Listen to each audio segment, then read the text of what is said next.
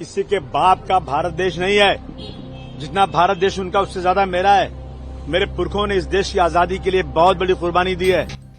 कर्नाटक के उत्तर कन्नड़ के बीजेपी सांसद विश्वेश्वर हेगड़े कागेरी ने हाल ही में कहा, जनगण मन ब्रिटिशों का स्वागत करने के लिए लिखा गया था।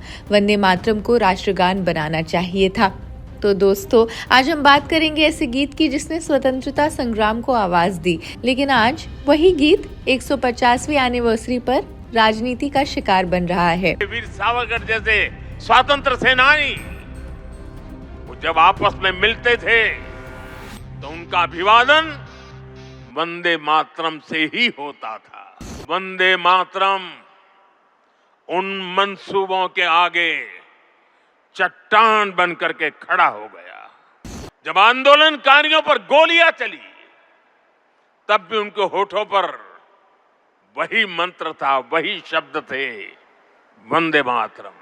जिस प्रकार धर्म के नाम पर राजनीति करके चुनाव जीत रहे हैं और मेरा मानना है कि जनता धीरे धीरे समझ गई है और आने वाले वक्त के अंदर इनको जवाब मिलेगा जनता से भी। तो प्रवोक तो मुझे टीवी वाले भी कर रहे हैं कि मैं कुछ ऐसा बोल दूं ताकि उनकी दुकान चल जाए।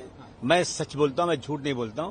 मैं जो बोल रहा हूं सच्चाई बोल रहा हूं कि भाई देखो ऐसा है, मैं किसी को मना नहीं करता हूं। जिसको बोलना हो बोले ना, कौन मना कर रहा है। क्या इतिहास इतना ही सिंपल है? आइए फैक्ट से समझ लेते हैं। हमारा नेशनल एंथम जनगण मन, इसको रविंद्रनाथ टैगोर ने 1911 में लिखा था और 24 जनवरी 1950 को संविधान सभा ने इसे राष्ट्रगान चुना। दूसरी तरफ है वंदे मातरम, जिसे बंकिम चंद्र चट्टोपाध्याय ने 1875 में संस्कृत में लिखा था। आनंद मठ की पृष्ठभूमि 18वीं सदी का बंगाल है। अकाल विद्रोह और ब्रिटिश शासकों के खिलाफ संघर्ष। इस उपन्यास में विदेशी शासक चाहे मुस्लिम हो या अंग्रेज, दोनों को दुश्मन बताया गया। ये वही गीत है अब जिसे बीजेपी राष्ट्रीय एकता का प्रतीक बना रही है। लेकिन सवाल ये उठ रहा है कि क्या ये गीत सभी भारतीयों के लिए स्वीकार्य नहीं था? स्वतंत्रता आंदोलन के दौरान ही मुस्लिम नेताओं ने इसका विरोध किया। इसका कारण क्या था?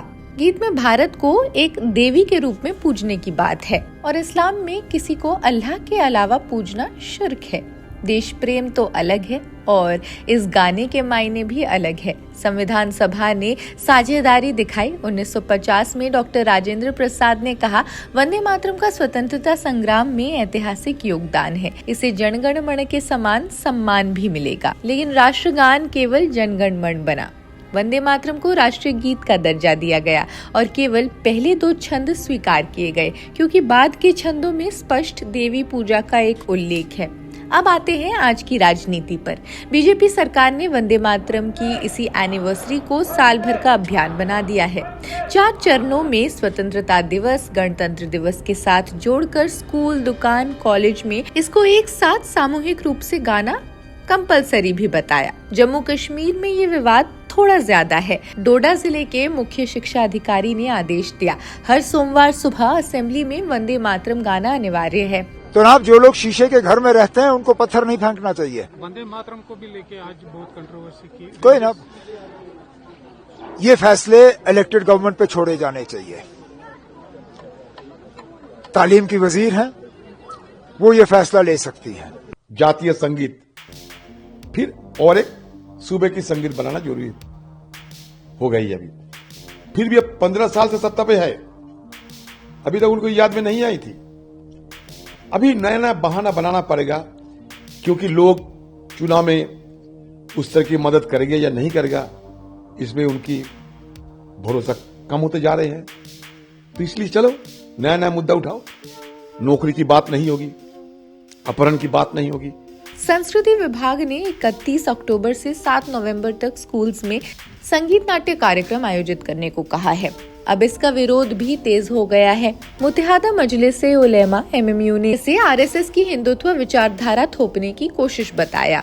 मीरवाइज उमर फारूक ने कहा, देशभक्ति का मतलब विश्वास का उल्लंघन नहीं। कश्मीर के ग्रैंड मुफ्ती नासिर उल इस्लाम ने भी इसे ईश निंदा करार दिया। APHC ने चेतावनी दी, ये कश्मीर की इस्लामी पहचान मिटाने की भी एक साजिश है। बीजेपी सांसद द्वारा जनगण मन को ब्रिटिश स्वागत का गीत बताना झूठ है। टैगोर ने स्पष्ट किया था कि ये गीत मानवता और ईश्वर की स्तुति है, न कि किसी राजा की। वंदे मातरम को सर्व स्वीकार्य बताना भी अधूरा सच है। इसका धार्मिक चरित्र शुरू से ही विवादास्पद रहा है। आनंद मठ का एक मुस्लिम विरोधी चरित्र भी सामने आ रहा है। उपन्यास में मुस्लिम शासक को यवन और दुष्ट भी कहा गया है। क्या यही राष्ट्रीय एकता है? अनिवार्यता थोपना, स्कूलों में इसको कंपलसरी बनाना, सर्टिफिकेट, निगरानी, ये सब देशभक्ति नहीं है। राजनीति ही की जा रही है, दूसरा कुछ नहीं है। राजनीति ही की जा रही है और कुछ नहीं। इनके पास कोई मुद्दा नहीं। ये लोग डेवलपमेंट नहीं कर रहे, देश को बर्बाद कर दिया इन्होंने। देश को कर्ज से डुबा दिया। आज बच्चा पैदा होता है उसको कई लाख का कर्ज है देश के अंदर, खाने को नहीं मिल रहा। 85 करोड़ लोगों को राशन दिया जा रहा है 5 किलो, अगर वो नहीं दिया तो खा नहीं सकते। देश की स्थिति क्या है? तो ये लाकर हिंदू मुस्लिम करके ये लोग जो है देश को बांटना चाहते हैं। वंदे मातरम स्वतंत्रता संग्राम का एक प्राइड है, लेकिन इसे हिंदुत्व का हथियार बनाना लोकतंत्र का एक तरीके से अपमान है। संविधान सभा ने समझौता इस समय किया था, सम्मान दो थोपो मत। तो इस समय क्या हुआ? बीजेपी से उलट रही है। मुस्लिम हो या ईसाई, सिख हो या बुद्ध, देश प्रेम की परीक्षा गीत गाकर तो नहीं होती। अंत में एक सवाल भी जरूर पूछना चाहेंगे, क्या राष्ट्रगान बदलने की बात उठाकर बीजेपी वाकई इतिहास को सुधारना चाहती है, या क्या हम इतिहास का एक नया स्वरूप रच रहे हैं? आप क्या सोचते हैं? हमें कमेंट्स में जरूर लिखें और देश दुनिया की अन्य खबरों के लिए भी जुड़े रहे जनसत्ता के साथ। शुक्रिया।